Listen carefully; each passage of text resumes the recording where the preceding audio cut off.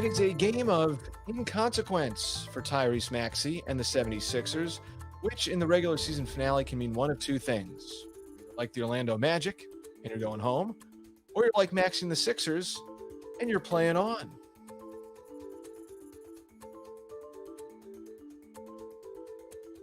Veterans young like Maxey, veterans older like Anthony Tolliver getting ready tonight. This will be an evening for the reserves for the 76ers, the number one seed in the Eastern Conference. That will not change regardless of what happens tonight. How can you not smile? It's 76ers basketball.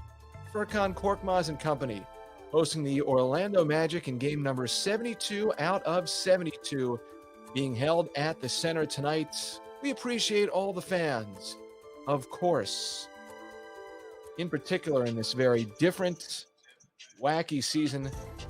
The good news is the 76ers indeed have more basketball. We certainly hope a lot of it to come after tonight's game against Orlando, as the end of the regular season, some would maybe say mercifully, arrives on a Sunday. Welcome into 7-6 Live Countdown presented by Tissot. I'm going to put my hand up, Lauren Rosen, and say I'm in the mercifully category. I cannot wait for the playoffs. The starters get a deserved night off tonight as the bench gets to take over, try and cap this season on a winning note against the we're packing up our bags into the offseason Orlando Magic. Seltz, this might be a hot take from me, but I've really enjoyed this season. We've talked a lot about how busy and condensed and congested this schedule has been, but it's been a really, really fun season to follow this really fun team. I, too, am so looking forward to the playoffs, but I also think a lot of fun awaits true Sixers fans tonight when you think about who is and isn't available out there. Okay, I can ride with that. This is one for the diehards. Yeah, no question about it. If you were missing that third preseason game, well, here it is. It comes 5 months later, but you're getting it tonight. But it's good because you know what? Some of these guys for the 76ers, the starters aren't going to play. Lauren's going to give you the latest on that in a moment. But the good news is that some of these guys who the 76ers do expect to count upon at some point in the postseason, who knows when, where, why, or how, they're going to get some minutes, run, final opportunity to get themselves ready for the playoffs. George Hill certainly could benefit from getting some more minutes out there. I think the more playing time for him, the better, trying to knock off some of that rust and get ready for what's going to be another postseason run for him, the 12th in his NBA career. And Seltz, it's just heartening to think about the fact that all of the Sixer starters that aren't going to be available tonight should shape up to be pretty healthy when the playoffs do roll around, especially when you consider the fact that they'll have nearly a week off. When you count tonight, it's a full 6 days off for everybody involved at least, which is really great, heartening for Sixers fans that have been through a lot when it comes to injuries and playoffs. I will give that update that you alluded to earlier. The official word at 5:30, Seth Curry out with right hip injury recovery, Joel Embiid out with non-COVID illness, Danny Green out with left hip injury recovery, Tobias Harris out with right knee injury recovery. You're sensing a theme here. The final starter, Ben Simmons, also out, back stiffness. Matisse Thybulle remains out with that left hand swelling. But Furkan Korkmaz is available for those asking. Shake Milton is probable after that right knee soreness that he was dealing with a couple games ago. So that should be it. And when you think about who that leaves, it could be a fun night for some cult heroes on this team. I think this is going to come through the audio board, but I'm going to give Lauren Rosen one of these.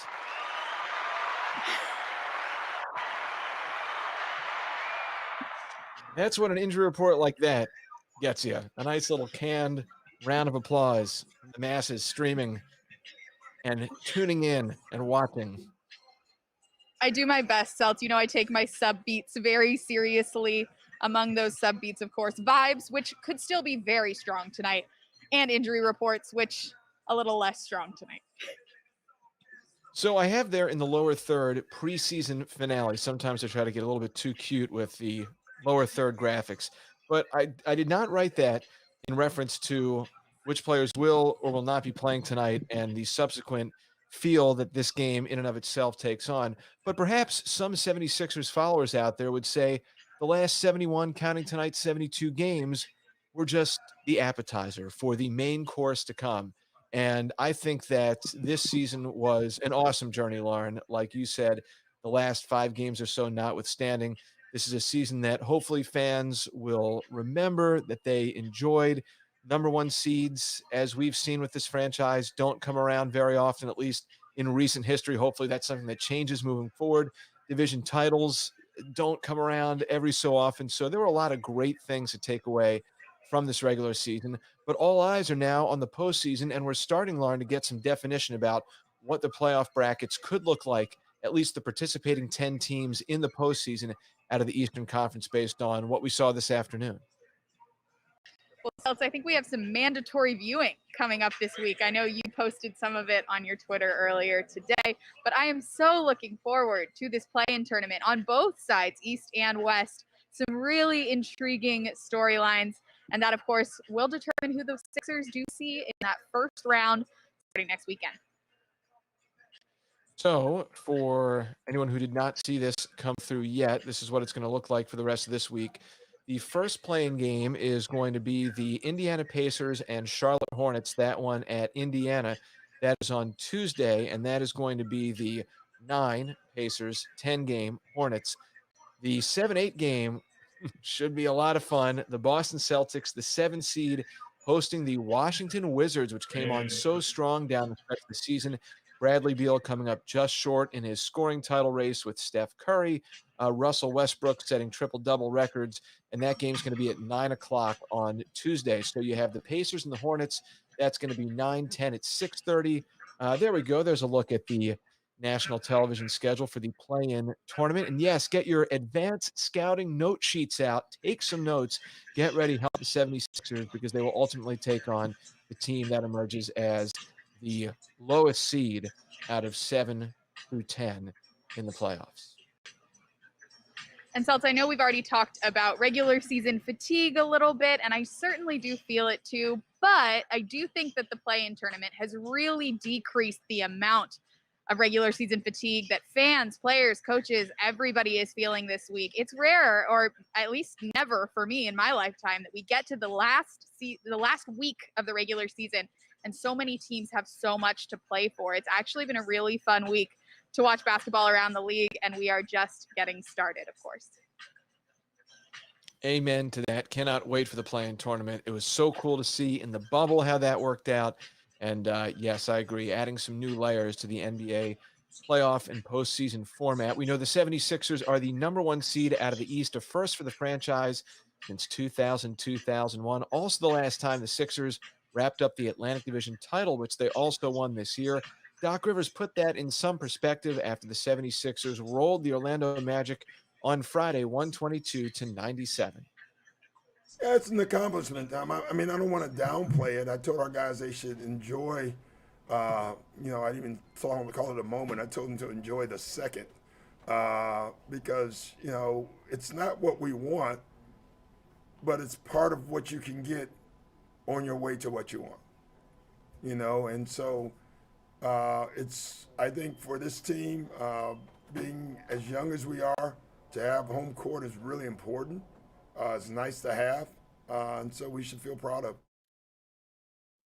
Something I am looking forward to, Lauren, over the course of the playoffs is how much the 76ers can, quote unquote, grow up in the postseason. Because this whole notion of the Sixers being a young team, not just in terms of its collective evolution, but also just the actual age timeline of players, this is something that Doc Rivers has talked about throughout this season. So I think that a team, though, can grow up in the playoffs in that type of high pressure cooker atmosphere, and the 76ers are hoping to make a deep run. So that's something that I do have my eye on as we get going in the playoffs. As do I, Seltz. And hopefully, of course, because they've secured the 1 seed, the margin for error might be a little bit wider than it traditionally is in the playoffs. They have controlled their own fate. They have played themselves into a pretty favorable situation when you look at their path out of the East. So ideally, they can take that first series or two to continue growing, to continue learning, and to really sharpen those playoff skills. Because like you said, the leaders of this team don't have a ton of experience playing super deep into the postseason. The scoring leaders, I should say. Of course, we know Danny Green, Dwight Howard have some recent experience playing deep into the postseason. But I do think that the path they've created for themselves is a huge advantage when it comes to taking opportunities to grow as the playoffs begin. Anyone who's been watching since December 23rd, when the Sixers opened up the season against the Washington Wizards, I think would say this has been a special season. I think it's cool that there's now going to be some historical footnotes about the number one seed and division title to mark that and underscore the fact that this has been a great year. But the Sixers, they're going to finish with their 11th best winning percentage in franchise history. Quite the accomplishment. And as far as this notion that the Sixers can still get better in the postseason, that's something that's been on Joel Embiid's mind as well. I feel like we know what we got to do, especially with the playoffs coming in, starting, every play counts.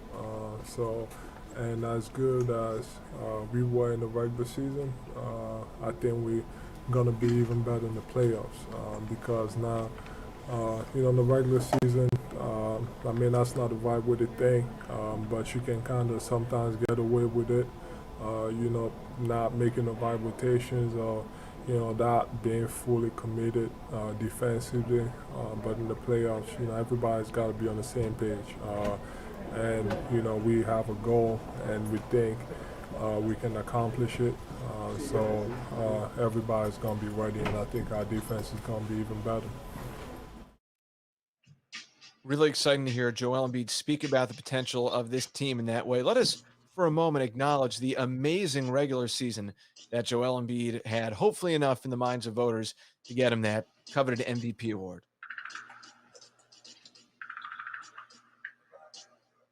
Sorry, Seltz, I think you dropped out for just a second. But yes, the stats speak for themselves. Joel has been so wonderful all season long. If you don't follow Sixers stats yet, those of you watching, definitely check that out. They released some end of season stats for the Sixers starters, including Joel Embiid, who has had just a wonderful season from start to finish. And I am so excited to see how he continues bringing the spirit he's brought all season long into the playoffs.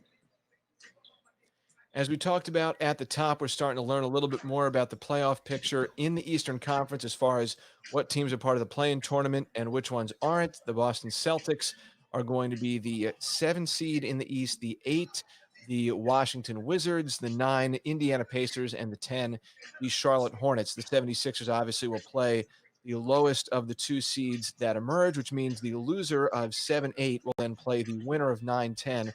Winner of that game is going to be the 76ers opponent in the first round of the playoffs. But I think the Sixers should feel really good about whichever of those teams they go up against because they've played well against those teams this year. There are very few teams that the Sixers have not played well against. And of course, when that's been the case, they haven't really had everybody available. So there's a lot that remains to be seen. And like we said at the top of the show, really good that the starters are going to get a little bit of rest tonight. If you're just joining us, none of the Sixers starters playing tonight along with Matisse Thybulle. And then, of course, have at least 5 days off as well to rest their bodies and start the postseason in better shape than they've been able to do all season long. It's been so taxing on everyone's bodies. So to have everyone healthy and available when that time comes is going to be really special. So fingers crossed, knock wood, of course, but it's been really good to see those guys get in shape and then tonight, of course, have a night off. We referenced Joel Embiid as an MVP candidate, of course, and there's Ben Simmons, who's bidding for Defensive Player of the Year through 4 seasons now. Simmons, over 4,300 points, 2,200 rebounds, and 2,100 assists. The only players in NBA history to reach those marks as well are Hall of Famers Magic Johnson and Oscar Robertson. Ben Simmons, I thought, setting the tone in a great way after the Sixers clinched the number 1 seed on Friday. I don't care who we play. That's the point of having a number 1 seed. You feel like you're the best team in your conference, so you're supposed to be able to play anybody. So if we were scared, we shouldn't be in this position. No, you shouldn't. And when you have a defensive stopper like Ben Simmons on your roster, that should make you feel that much better about themselves. And I got to think that for these opposing teams who the 76ers face, whether it's in the first round or the finals, you're obviously going to look at Joel Embiid perhaps first on the scouting report. Right after that, Ben Simmons and what he does to put pressure on your defense and then pressure your defense on the flip side. Yeah, he's, of course, been incredible all season long. And something that you and I have talked about on a few of our podcasts, make sure you're following Sixers Podcast Network if you're not already, is the way that Ben's confidence has really grown. You said it when you teed off that quote, but the spirit that he brings into every matchup, the understanding that he can lock down anybody on the opponent's team, 1 through sometimes 5. Really impressive stuff from Ben, and love the confidence that he's clearly taking into the playoffs, getting ready for an exciting run. We know the 76ers hope to elevate their level of play in the postseason. 2 guys we know elevate their level of play in the postseason, Christian and Archie, Sixers ENT. Let us do our check-in.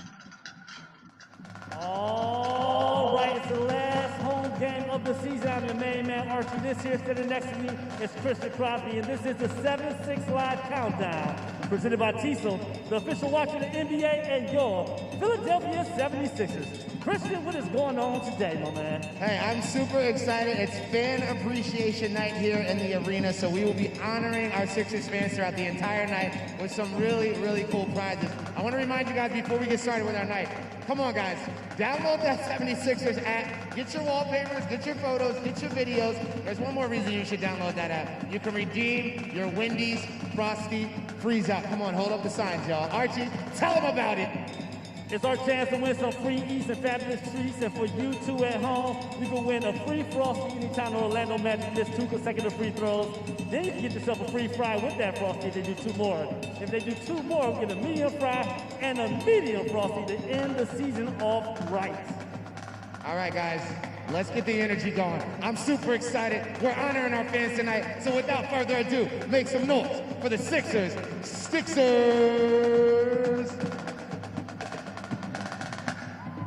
Come on, Sixers.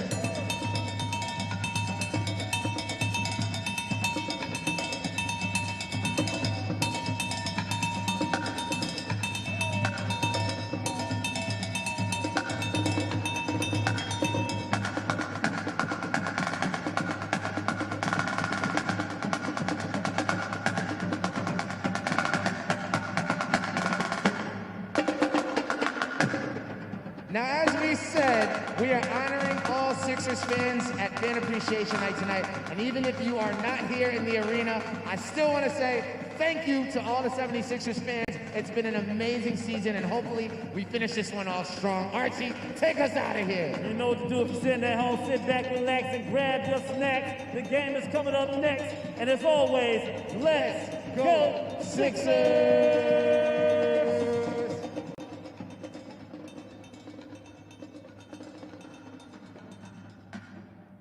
We absolutely appreciate everyone in the here and now, but this has been, 15, 16 months almost of truly fandom, loyalty, dedication being tested. It's certainly been a wild year and a half almost, but it has been a ride that has been on an upward trajectory going throughout the offseason, from the hiring of Doc Rivers and Daryl Morey, the moves that were made before the start of the season. I thought, Lauren, there was like a crescendo right up until training camp and the regular season opener, and then what we've seen play out over the previous 71 games has not disappointed in the least. Yeah, I like the word crescendo that you choose there, Seltz, and it feels like it's a crescendo that's still building up as this team gets ready for the postseason. I know we talked about it a little bit, but the way that the Sixers somewhat celebrated clinching the playoffs and then somewhat celebrated clinching the 1 seed. It's a spirit that I think is really important, because this team feels that there is still so much business left to accomplish. They are not satisfied with the accolades they've already gathered. And while Doc Rivers, we just heard him say that he believes that they should celebrate the moment of clinching the 1 seed, there's still so much more for this team to do. So, of course, thanks to the fans for riding all the way through this wave. I am really excited to see what comes next for this group. Tonight is not only the regular season finale, but also the finale of the 76ers 2-game homestand against the Orlando Magic. They knocked off the Magic pretty easily on Friday, 122-97.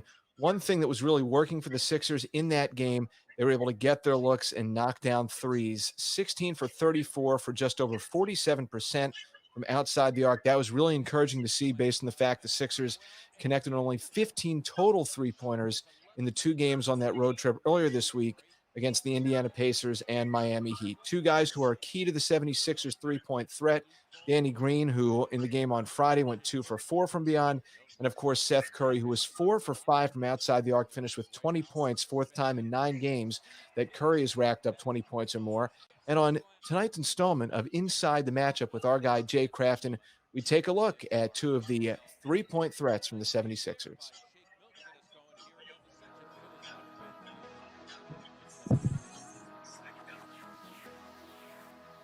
This is Jay Crafton, and let's go inside the matchup. Seth Curry continues his hot shooting. We talked about him a few weeks ago. He's continuing to let it rain. He's 61% from three in the last 3 games. And here's what's key about him. He's not just getting them in transition off of catch and shoots. If you try to double down off of Joel Embiid, he's catching them off the kickouts. He's also shooting them off the bounce with an array of step-back moves and side steps. And here's the final thing. Seth is also recognizing when you run him off the three-point line and he gets into the paint and draws 2, he's kicking out and upping his assist numbers. He had 5 assists against New Orleans. Steph Curry's playing great basketball right now as the Sixers get ready for a deep playoff run.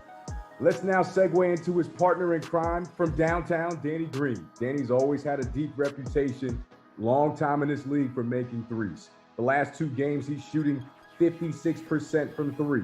He's already over 40% for the season, but here's what you like. He gets it in transition on kick-ahead, but no one gets their feet set faster than Danny in transition as he catches it, gets that inside foot down, and raises into the shot. He's also getting those kick-outs as well. He likes to sidestep and get his three-point shot off first pressure, but here's the other thing Danny's doing a great job of. He rebounds the basketball. He plays great defense. When he gets caught on switches, you can rely on him to stop elite offensive players on the other team. I love this dynamic duo because you got Seth making the threes and also starting to set up guys with the assists. And then you got Danny that's making the threes and giving you some elite defense and rebounding. These 2 guys are going to be a dynamic duo for the Sixers to make a big playoff run. This is Jay Crafton, and you just went inside the matchup.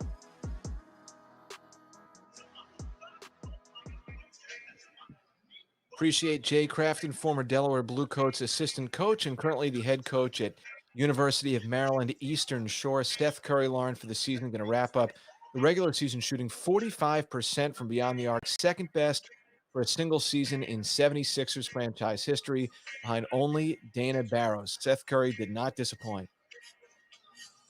Yeah, he's been really impressive from the jump for this season. Of course, missed some time due to COVID-19 and had to work really hard to get back to where he's been lately. It's been great to see him thriving, and it couldn't have come at a better time for this team. Oh, it might just be that time. I'm feeling the tingle on my left wrist. Yes, we take a look for confirmation. Tissot NBA XL Special Edition saying it's time for Keys to the Game. What does your timepiece line say? Seltz, my Tissot PR100, which I like very much, also says it's time for the Keys to the Game. Without further ado, let's drop the current and then raise the curtain as Lauren Rosen will give us her key to tonight's game. Well, Seltz, I wrote my key before we learned that all 5 starters would be unavailable tonight. However, for those just joining us, I've seen a couple comments actually. Yes, the starting 5 not available tonight. Furkan Korkmaz, available. Shake Milton, available. Matisse Thybulle, unavailable. I chose dress rehearsal because had all of those people been able to play, it would have been a nice dress rehearsal for the postseason, but not to worry. These guys have 5 days off to get together, still have that dress rehearsal. The key might not apply to tonight's game, but it applies to the week ahead. So maybe it's still a key to the games and the days that follow. Is that okay? Well, I think yeah, absolutely. I think we talked about at the top of the show. It could still be a theme that applies to the guys who do play tonight, like let's say Dwight Howard or George Hill, who we saw warming up earlier, Tyrese Maxey, Furkan Korkmaz. These are guys who will be called upon for the postseason rotation for sure for the Sixers. As we take a look at three-point ace Dwight Howard, yes, the net barely moves on that one, getting up some shots in the corner. But yeah, I think that, Lauren, it's a great key because for some of these guys who are going to be out there tonight, they are going to be counted upon in the playoff rotation. So why not get that focus dialed in tonight? I guess to continue with the theater analogy, some of the team's most important understudies available this evening. We just saw Dwight, who, of course, has been a wonderful understudy for Joel Embiid down low. Looking forward to seeing him out there tonight. So yeah, I think dress rehearsal can still apply. Thank you for that validation. All right, for my key, I'm going to try and sound like the kids. YOLO, you only live once. If you're a member of the 76ers roster who might get more minutes than usual tonight, so go out there, enjoy it, get some run, because after tonight, we're going to be looking ahead to the start of the opening round next weekend. Cannot wait for that. So I'm going to leave some seconds on the board. If you're a deep reserve playing tonight, have yourself a game. Enjoy it. It's been a lot of fun. I'm with it, Seltz. I really like these keys tonight. I do. And we thank, as always, Tissot for bringing us not only this pregame stream, but the keys to the game. I don't know, Lauren. I might have to get a Kleenex. It's starting to get a little musty and dusty in my home office studio area. I can't believe it. We're at the end of the line, 72 out of 72. Now we're doing this in the playoffs, but we made it through the regular season here on 7-6 Live Countdown presented by Tissot. Well, and I feel like I haven't said it in at least 30 games or so, but this has to be one of my favorites. If not my favorite thing to do with this team is this stream with you. So, Seltz, thank you for being our fearless leader through this one. I know you usually do this, but I'd like to thank Ryan Coletti, Trevor Gaffney on the sticks, Allie Pinter, Joe Setley, who are on our digital team working on the social button pushing. And we have so many cool people that are involved in this show every night. I'm just really grateful that we've gotten to do it. And I'm so excited to continue on in the postseason with everybody I just named and so many more people as well. Well said. Give a shout out to Marquise Watson, our man that got Tissot on board. So thank you to Marquise. Thank you to Tissot and to everyone out there who has streamed along with us throughout the regular season. This is just, as we said at the top, this is the appetizer.